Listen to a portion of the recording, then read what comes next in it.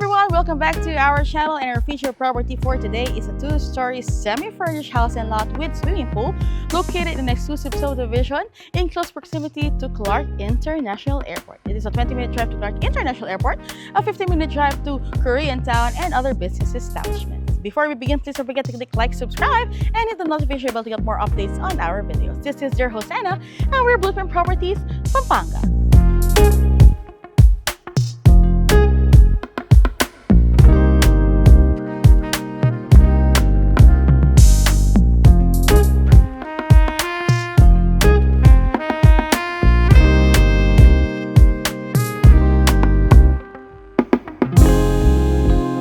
Okay, bago lumakas ang ulan, pakita ko na muna dito. This is a 165 square meters lot area at ang kanyang floor area is 210 square meters. So I just want to show you yung ating fence because ayan, meron ka ng plant box. Tapos yung frontage niya, as you can see, very spacious ang kanyang frontage. Yan oh. 'Di ba? So you have a plant box, you have a fence, and ang design niya may mesh siya. And then, meron siya mga pebbles inside. So, mas makikita nyo yan in person. Mas ma-appreciate nyo siya. This is your service gate. Ayan. At, as you can see dito, elevated ang ating entrance. Tapos, pa-slope naman ang ating parking. Dito tayo pumasok. This is a two-car carport. I think it's best fit for 2 SUVs or 2 cars. Or a car and a motorbike. Yan, mga ganyang sizes ng mga sasakyan. Makikita nyo dito, may window tayo at dyan na yung ating kitchen. Dito naman, this is your laundry area since nakikita nyo na siya banda dito. Your laundry area, and that is your maid's room. Pasukin natin later. So, makikita nyo kung saan yung entrance niya or saan yung daan niya pa labas. Okay. This is the pillar that is coated. Kinover siya ng mga tiles, which actually gives a better view, no? Kaysa pillar lang siya na semento. It's nice. Sa ceiling natin, this is a fully covered carport. I forgot to mention earlier. Makikita nyo ang ating wood accent dyan. And we also have pin lights. Before tayo pumasok, pakita ko ang inyong garden. Sa mga plantito at plantita natin, very spacious garden. You have plant box dito. At dito pa siya. Hanggang dito pala siya. No? May mga finishing pa tayo, kaya makikita pa kayo mga materials dito. I think they're going to put more grass dito niyan. And a preview of the pool area, ayun, nakikita nyo siya because this is the pool control area. At ang iyong porch, I mentioned earlier, this is elevated from there. So elevated siya, ayan. And I'll just want to mention the accent, yung dark gray color here, give contrast dito, no, para mas ma-emphasize yung size niya. You have your solid door at I think this is fiberglass. Sa mga ayaw nung covered, kasi pag fiberglass siya, pag may araw, maliwanag.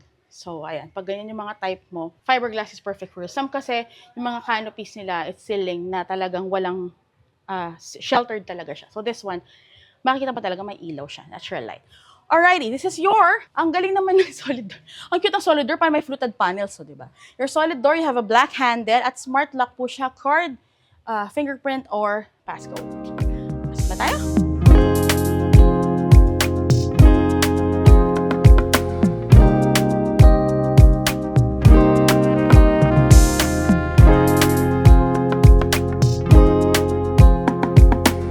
I mentioned that this is semi-furnished, so ayan. Meron na tayo, itong corner na to, you have a view of your garden. See? This is where you put your TV. Meron kang cement finish with groove lines na accent wall dito.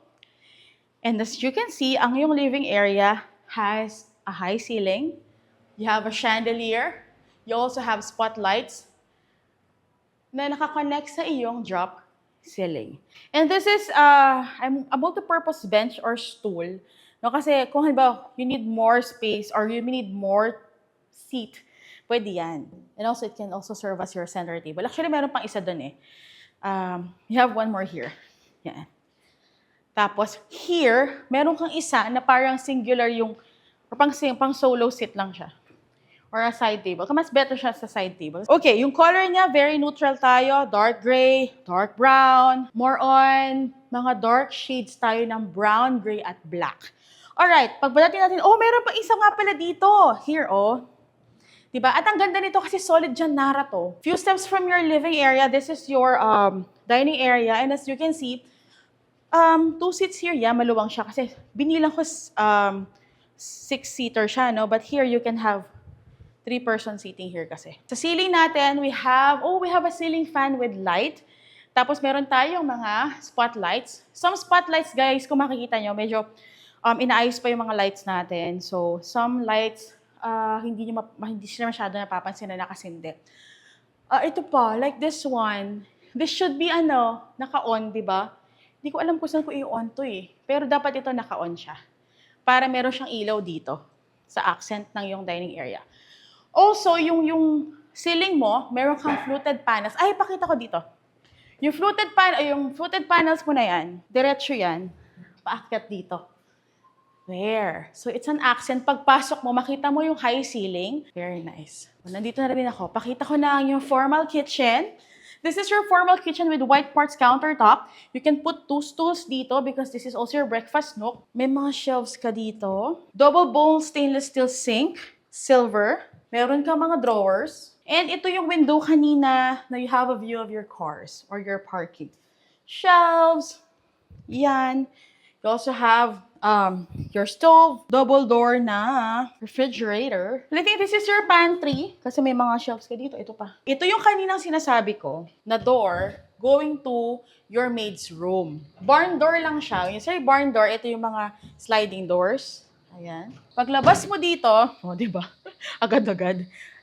Nasa carport kayo niyan. This is your laundry area. This is your single bowl stainless steel sink. And this is your maid's room. Okay. Uy, may ano siya. Chlorine, kaya medyo masakit sa mata. So, mabilis na lang. You have your ample space for a single bed. Meron kang sariling toilet and bath. So, your maid's room, meron kang ample space for a single bed. Pwede siyang double deck. You can also put a mini dresser siguro or a mini cabinet. And then, meron siyang sariling full bath. Ayan. Pagpasok natin dito, pasok tayo ulit dito. Ayan. So, pagpasok natin ulit dito, diretso na tayo dito sa ating, your dining area. Of course, you have a view of your pool area. I wonder if this has, light. In fairness sa kanya, some kasi, paglabas mo sa dining, parang ang sikip na pagbaba mo. But this one, spacious pa siya. This is your shower area, your pool area na may mga plants din. And then, nandito yung kaninang pinakita ko na, yan, yung sa pool booth natin. Oh, this is artificial grass, kaya low maintenance tayo dito. This is your pool area. And then, pagpasok natin ulit, ayan, you can open this pag gusto nyo mag-dinner na may pool, sa may poolside or, pwede ka pa nga maglagay ng mga coffee table dito, Kasya pa sila, pwede pa sila. Spacious siya. Mukha lang siyang hindi spacious when you're sa may video, but it's very spacious. Okay, pagpasok natin, sa ground floor po, nandun po yung ating first bedroom. This is a very spacious guest room or your first bed. Ang luwang nga, Diba? Tapos you have a view sa pool area. A king-size bed will definitely fit here at maluwang pa. The aircon is included. Pagkatapos here, built-in cabinet. Wow, meron siyang space dito sa cabinet na pang dresses. When you look at it kasi dito, hindi niya kaya yung mga long dresses, pero doon sa side doon, pwede siya. Shelves, you have your vanity mirror here, drawer, and lahat ng rooms natin, all rooms has their own ensuite toilet and bath. So, meron tayong sarili niyang toilet and bath. Pagpasok mo, you have your vessel type sink, you have your vanity mirror, salt and pepper granite na countertop, silver yung ating faucet, tempered glass partition, spacious na shower area, stainless steel shower set, silver color. Ang color ng ating bathroom, full bath we only have one color, it's gray. And from floor to ceiling yung kanyang tiles. Your niche is here. Exhaust, you have exhaust fan. You also have pin lights at drop-in ceiling yan, so you have cove lights. Paglabas mo dito, under your staircase, you have a powder room. But, nakasara kasi siya. May mga gamit pa daw sila. So, we won't be able to see your powder room. But there's your powder room. That is right under your staircase. You also have a storage area here. Here.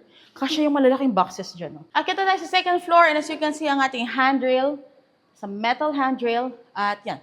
Metal railings ang ating staircase. Meron ka rin mga step lights. Spacious ang landing natin. Very safe. May wide window ka dyan. Ang iyong ceiling, you have a wood accent na may drop ceiling. cove lights, and of course, may mga drop lights ka. Pag-akyat natin, bedroom number 2, or your first bedroom sa yung second floor, which is also very spacious. King-size bed. You can also put another bed if you want another bed, or sofa, pwede rin. You can add study table or vanity area, kasya pa. Shelves for your bags or shoes, built-in cabinet with drawers, and of course your ensuite toilet and bath.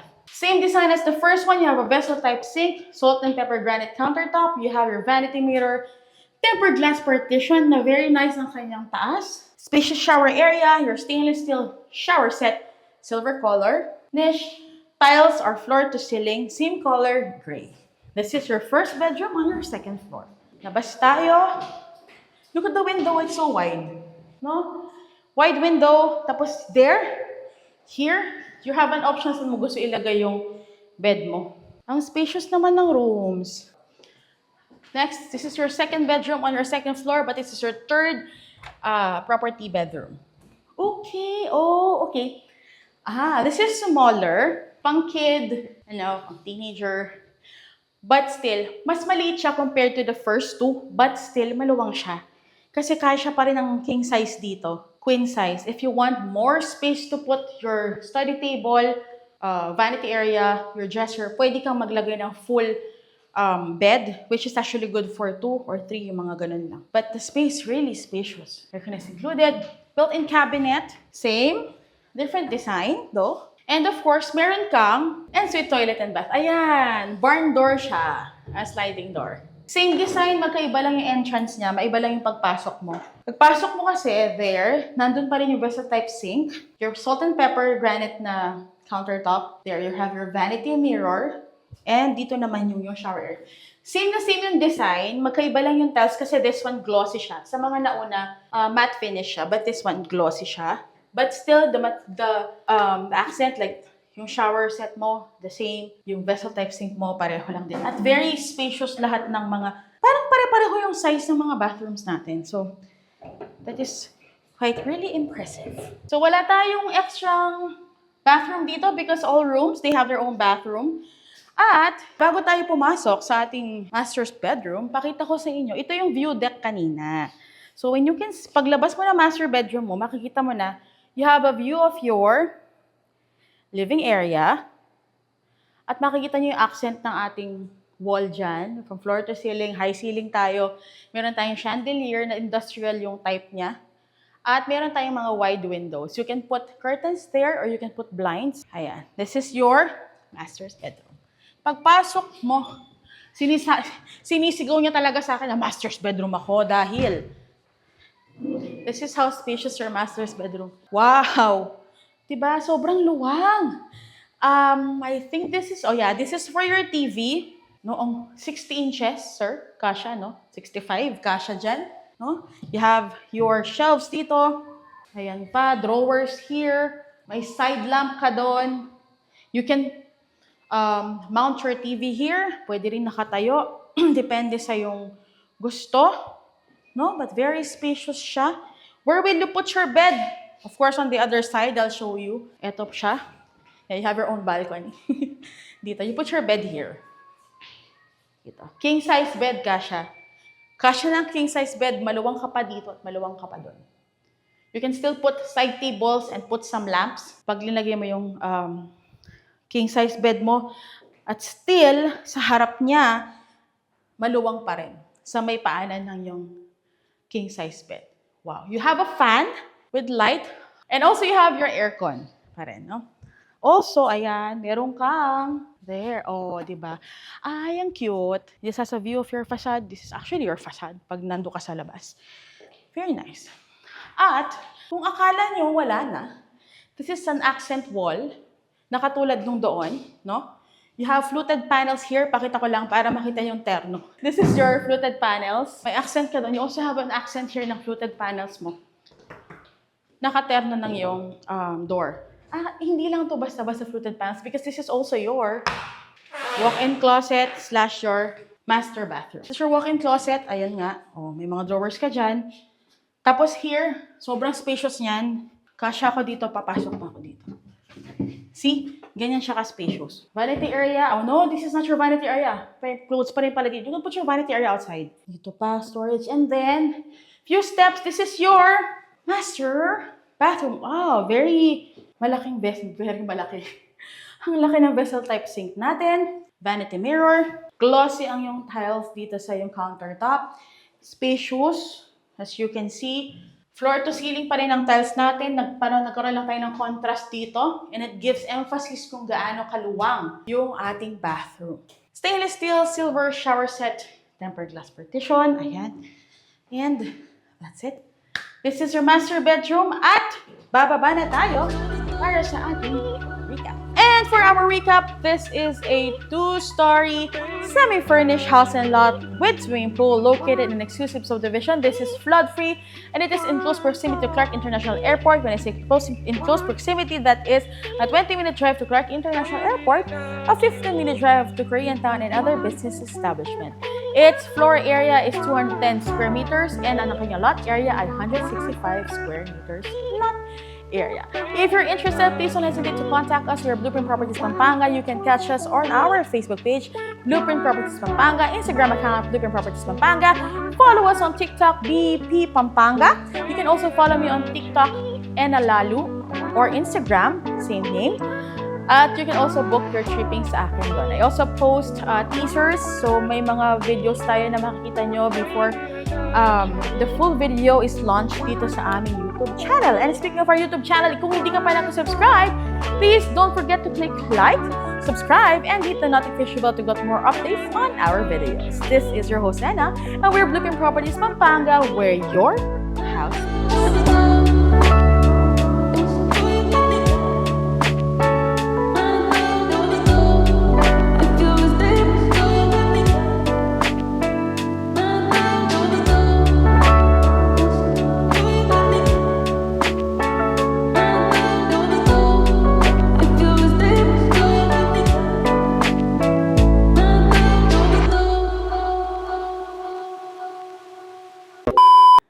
Okay na. I called it a bench kasi pwede siyang upuan. Double door. Ay, nahila ko talaga.